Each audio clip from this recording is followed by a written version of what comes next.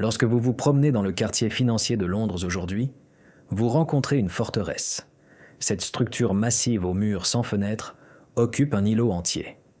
Des gardes en redingote rose et haut de forme montent la garde. Les gens l'appellent la vieille dame de Threadneedle Street. C'est la Banque d'Angleterre. Nous ressentons la permanence en regardant ce bâtiment, imaginant qu'il a été fondé par des messieurs prudents aux cheveux blancs et montres de poche en or qui croyaient à l'épargne et à la frugalité. Cependant, c'est une illusion. La Banque d'Angleterre n'est pas née de la stabilité, mais du désespoir. Elle n'a pas été fondée par un saint, mais par un pécheur.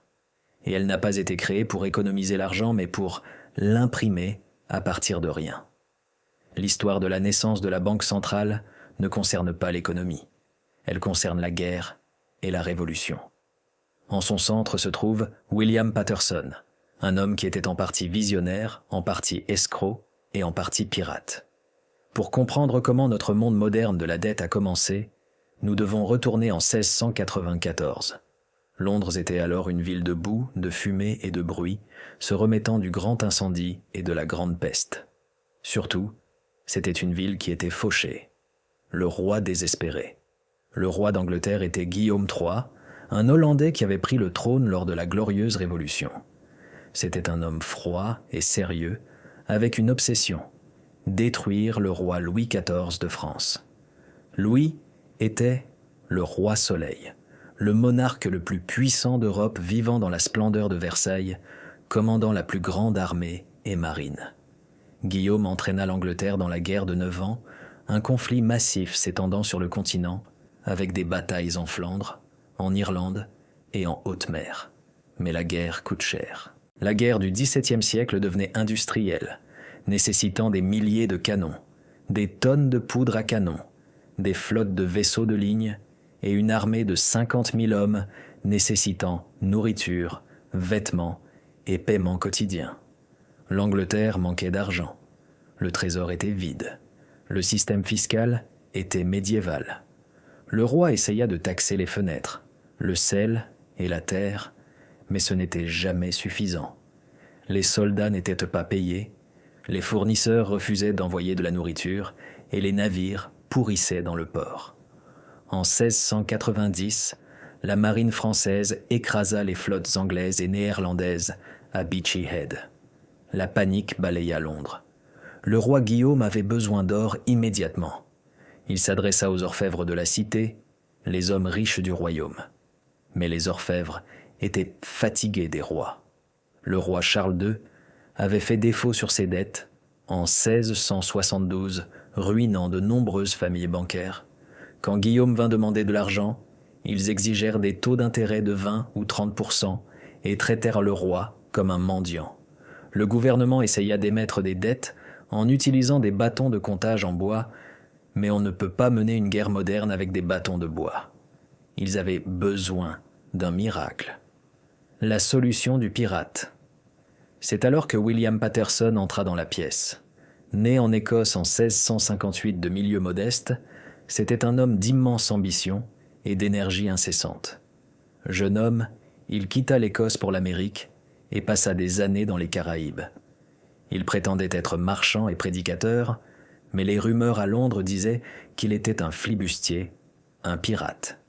Les Caraïbes des années 1680 étaient l'âge d'or de la piraterie. Paterson avait certainement l'esprit d'un pirate. Il comprenait le risque, l'effet de levier, et que gagner gros nécessitait de parier gros.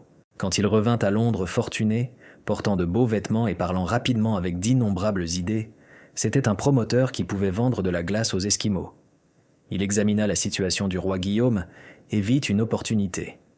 L'ancien système de crédit était cassé. Paterson avait été à Amsterdam et avait vu la Banque d'Amsterdam. Il savait que les Néerlandais pouvaient emprunter moins cher parce qu'ils avaient une banque publique. Mais Paterson voulait aller plus loin. Il proposa de créer une société privée de marchands qui lèverait 1 200 000 en or auprès d'investisseurs privés, une somme colossale dépassant ce que le roi pouvait lever en 1 an d'impôts. La société prêterait ce montant entier au roi, recevant 8% d'intérêts annuels. Jusqu'ici, cela ressemble à un prêt normal. Mais voici le rebondissement, le tour de magie que Patterson inventa. Il demanda au roi une charte royale avec un privilège spécial, le droit d'émettre des billets de papier à la valeur du prêt. Bien que la société ait prêté son or au roi et que l'or soit parti, dépensé en poudre à canon et navires, la société pouvait toujours agir comme si elle possédait l'argent. Il pouvait imprimer du papier promettant de payer aux porteurs sur demande. Comme ces billets étaient garantis par la dette publique, les gens leur feraient confiance comme monnaie. Cela signifiait que la société pouvait prêter l'argent 2 fois, l'or au roi, les billets de papier au public. Ils gagneraient des intérêts des deux. C'était de l'alchimie, créer de l'argent à partir de rien. Patterson appelait cela le fonds de crédit. Il déclara que la banque bénéficie d'intérêts sur tout l'argent qu'elle crée à partir de rien. Aujourd'hui, nous appelons cela la banque à réserve fractionnaire ou monnaie fiduciaire. En 1694, c'était révolutionnaire et terrifiant. Opposition et triomphe. L'establishment détestait l'idée. Les Tories la méprisaient, croyant que l'argent devait être basé sur la terre et l'or, pas sur des promesses en papier. Les orfèvres la détestaient car elle les éliminerait. Ils avertirent que cette nouvelle banque deviendrait un monstre qui asservirait le roi à des banquiers anonymes. Mais le roi Guillaume ne se souciait pas de philosophie. Il se souciait de gagner la guerre. Il vit 1 200 000 livres, une flotte de nouveaux navires, des soldats payés et la défaite de la France. Alors, il l'autorisa. Le gouvernement adopta la loi sur le tonnage de 1694, incluant de nouvelles taxes sur le tonnage des navires pour payer les intérêts du prêt. Caché dans ce projet de loi fiscale se trouvait la charte pour le gouverneur et la compagnie de la Banque d'Angleterre. Patterson devait maintenant prouver que son idée fonctionnerait en levant l'argent. Les registres de souscription ouvrirent le 21 juin 1694 à Mercer's Hall, à Cheapside. La réponse fut électrique, la première grande manie financière de Londres. Marchands, avocats, veuves et aristocrates firent la queue pour acheter des actions. Le roi et la reine souscrivirent d'abord avec 10 000 livres, donnant l'approbation royale. La somme entière d'1 200 000 livres fut levée en seulement 11 jours. C'était un miracle. L'or fut immédiatement transporté à l'échiquier et envoyé à l'armée en Flandre. Presque du jour au lendemain, le cours de la guerre changea. Les soldats anglais furent payés, les fournisseurs furent payés et la marine fut réaménagée.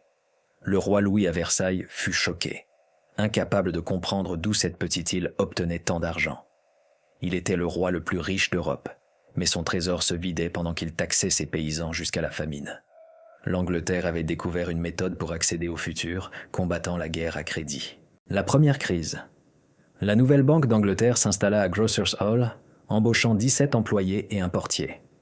Ils commencèrent à émettre les premiers billets de banque, de grandes notes manuscrites signées par le caissier. Les marchands les acceptèrent et le commerce de Londres coula plus facilement.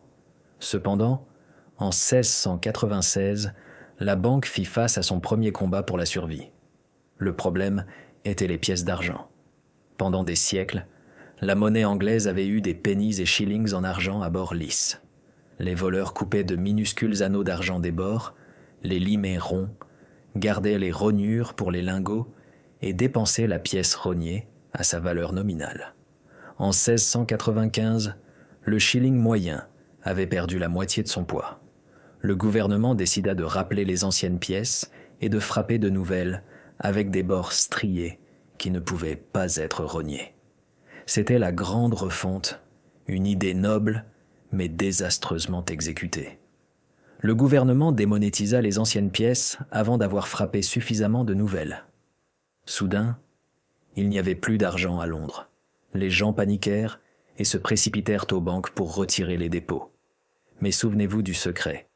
La Banque d'Angleterre avait prêté l'argent au roi et l'or était parti. Il n'avait que du papier. Le 6 mai 1696, la ruée sur la banque commença. Une foule en colère se rassembla devant Grocers' Hall, agitant des billets de banque et exigeant de l'or. Les directeurs étaient terrifiés. Ils n'avaient pas assez de pièces pour payer tout le monde. Ils suspendirent partiellement les paiements, disant aux gens qu'ils ne pouvaient payer que 10% en espèces, émettant des reconnaissances de dette pour le reste. C'était un défaut de paiement sauf de nom, mais la banque avait de puissants alliés. Le chancelier de l'Échiquier intervint, ordonnant aux percepteurs d'accepter les billets de la Banque d'Angleterre pour les paiements d'impôts. C'était le coup de maître. En rendant les billets valables pour les impôts, le gouvernement força les gens à les utiliser, créant une demande. Si vous deviez payer des impôts, vous aviez besoin d'un billet de banque. Par conséquent, le billet avait de la valeur. Cela établit un principe valable aujourd'hui. La valeur de la monnaie découle du fait que le gouvernement l'exige pour les impôts. Newton est l'autel des monnaies. Pendant cette crise, Isaac Newton entra dans l'histoire. Oui, l'homme qui découvrit la gravité.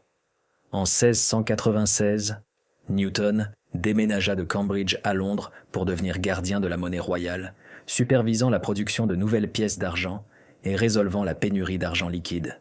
Newton prit le travail au sérieux, devenant un détective qui traquait les faussaires et les rogneurs, les interrogeant à la Tour de Londres et envoyant des hommes à la potence. Il comprit que pour que le nouveau système financier fonctionne, la confiance était essentielle. C'était le conflit de l'époque. D'un côté, la Banque d'Angleterre fondée par un pirate poussant pour la monnaie papier et le crédit.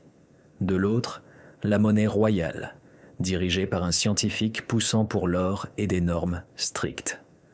Pendant 200 ans, ces systèmes existèrent en tension. La Grande-Bretagne opéra selon l'étalon or, la Banque d'Angleterre pouvait imprimer des billets, mais ils devaient être garantis par l'or dans le coffre. L'ascension du système. Dans les années 1700, la Banque d'Angleterre déménagea dans sa demeure permanente sur Threadneedle Street, construisant des murs de forteresse et embauchant des gardes. Elle devint le symbole du pouvoir britannique. La banque devint le banquier du gouvernement, gérant la dette nationale. Chaque fois que le roi avait besoin d'argent pour la guerre, et il y eut de nombreuses guerres au XVIIIe siècle, il venait à la banque. La banque imprimait plus de billets, l'armée recevait des provisions, et l'Empire britannique s'étendait. La banque finançait l'Empire et l'Empire protégeait la banque. Le système de Patterson devint le système d'exploitation de l'Empire britannique, permettant à la Grande-Bretagne, une petite nation insulaire, de frapper bien au-dessus de son poids et de dépenser plus que la France dans les guerres napoléoniennes. Alors que Napoléon devait piller les pays conquis pour payer ses troupes, la Grande-Bretagne pouvait simplement émettre de nouvelles obligations, mobilisant la richesse du futur pour combattre les batailles du présent. En 1815, à Waterloo, c'était l'or britannique et la dette britannique qui vainquirent l'empereur français. William Patterson mourut en 1719 dans la pauvreté, ses grands projets ayant pour la plupart échoué et largement oubliés. Mais son invention conquit le monde. D'autres nations examinèrent le succès de la Grande-Bretagne et réalisèrent qu'elles avaient aussi besoin de banques centrales. Napoléon fonda la Banque de France en 1800. L'Allemagne fonda la Reichsbank. Le Japon fonda la Banque du Japon. Finalement, en 1913, des banquiers se rencontrèrent secrètement sur Jekyll Island et rédigèrent le plan pour la Réserve fédérale, le descendant direct de la Banque d'Angleterre, opérant selon le même principe. La rupture de la laisse. La Première Guerre mondiale fut le tournant. Le coût du conflit était si élevé que les gouvernements européens ne pouvaient pas le payer avec de l'or. Ils suspendirent l'étalon or et déchaînèrent la presse à imprimer. Quand la guerre se termina, ils trouvèrent difficile de revenir en arrière, ayant goûté au pouvoir de l'argent illimité. En 1931, la Grande-Bretagne abandonna officiellement l'étalon or. En 1933, les États-Unis confisquèrent l'or des citoyens. En 1971, Richard Nixon ferma la fenêtre de l'or pour toujours. Aujourd'hui, il n'y a pas d'or garantissant la monnaie. Le pirate a gagné. Nous vivons maintenant entièrement dans le monde de William Patterson. L'argent sur votre compte bancaire n'est garanti par rien de physique, mais par la dette, par la promesse que le gouvernement taxera les générations futures pour le payer. Depuis 1694, la livre britannique a perdu plus de 99% de son pouvoir d'achat. Ce n'est pas un accident, mais une caractéristique du système. Quand la Banque centrale crée de la nouvelle monnaie, elle dilue la valeur de la monnaie existante comme verser de l'eau dans le vin. Le système encourage le jeu en rendant le crédit bon marché et facile. La Banque centrale encourage l'emprunt et l'expansion commerciale, créant des booms. Nous avons vu cela dans la bulle des mers du Sud, les années 20 folles, la bulle Internet et la bulle immobilière de 2008. Pendant les booms, tout le monde se sent riche. Mais finalement, la dette devient trop grande, les paiements ne peuvent être effectués et le crash arrive. Quand la crise arrive, la banque intervient, imprime plus d'argent, renfloue les banques en faillite, abaisse les taux d'intérêt et repousse le problème. L'héritage William Patterson était un homme qui vivait à la limite de la loi, un spéculateur et preneur de risques qui construisit l'institution la plus conservatrice du monde. Peut-être faut-il un pirate pour comprendre la vraie nature de l'argent. Patterson comprit que l'argent n'est pas l'or. L'or n'est qu'un métal lourd et difficile à déplacer. Le vrai argent est la confiance, la croyance que l'État survivra, que l'économie croîtra et que demain sera meilleur qu'aujourd'hui. En transformant cette croyance en papier, Patterson déchaîna le moteur du capitalisme moderne, mais aussi un monstre. Il créa un système où la dette est essentielle. Dans le système de la Banque d'Angleterre, si toutes les dettes étaient remboursées, il ne resterait plus d'argent. L'argent est la dette. C'est pourquoi la dette nationale ne diminue jamais, mais augmente seulement. Pour imprimer plus d'argent, vous devez émettre plus de dettes. C'est un tapis roulant dont nous ne pouvons jamais descendre. Nous finançons nos guerres, État-providence et autoroutes sur la promesse du futur, empruntant à nos petits-enfants comme le roi Guillaume emprunta aux revenus fiscaux futurs de l'Angleterre. Chaque fois que vous passez votre carte pour acheter un café, vous utilisez son système. Chaque fois que le gouvernement adopte un budget déficitaire, il utilise son système. Nous sommes tous des marins sur le navire de William Patterson, un navire fait de papier flottant sur un océan de dettes. Il a navigué pendant 3 siècles à travers les tempêtes, nous rendant plus riches que toute génération de l'histoire. Mais la coque fuit, la dette monte et l'or est parti. Certains déclarent que l'ère de la Banque centrale se termine. Ils examinent le Bitcoin et les achats d'or par des nations comme la Chine et la Russie. Ils déclarent que les mathématiques ne fonctionnent pas et qu'on ne peut pas imprimer la prospérité éternellement. S'ils ont raison, nous nous dirigeons vers un règlement de compte qui fera ressembler la bulle des mers du Sud à un pique-nique. Mais si Patterson vivait aujourd'hui, il sourirait probablement et nous dirait de doubler la mise et de lancer un nouveau projet. Car pour un pirate, le prochain trésor est toujours juste au-delà de l'horizon. La Banque d'Angleterre commença avec un prêt d'1 200 000 livres. Aujourd'hui, la dette mondiale dépasse 300 billions. C'est le plus grand pari de l'histoire de l'univers.